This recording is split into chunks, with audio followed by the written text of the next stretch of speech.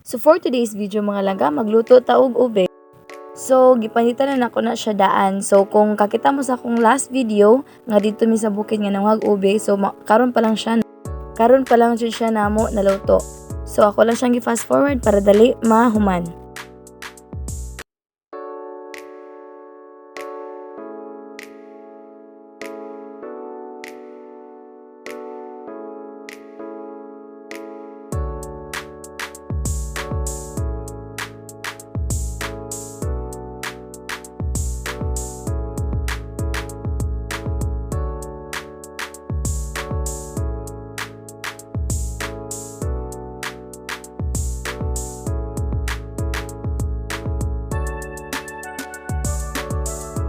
So pag humana magpanit mga langga, mao na ni siya ang resulta. Gihugasan na pud ko na siya and gihiwa na muna siya og gagmay para igo po dinig dali ra siya malata.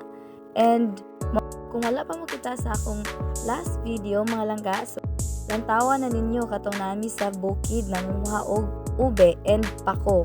Mao to siya nga kaning katong adlaw nanguha pud mi ana og ube. And mao na siya porma sa pagkahiwa. So gamay ra jud siya, mga gamay ra magud tong ube ang nakuha. So ginana na siya na akong hiwa kay para inig ka dali ra siya malata pod.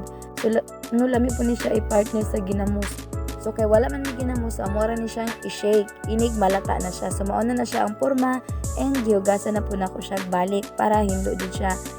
And ako ra na siyang gibalhin dira sa planggana nga gamay. Gihugasan na po din ako ang kaldero nga latanan sa ube. And ang tubig ra na niya mga langga no is gamay ra jud siya, mga katunga ana wala na kahimabaw aning ube, gamay ra jud siya tubig para dali siya malata. So mo na siya, and pag humana ko og butang og tubig, gitak-ang na din nako na siya.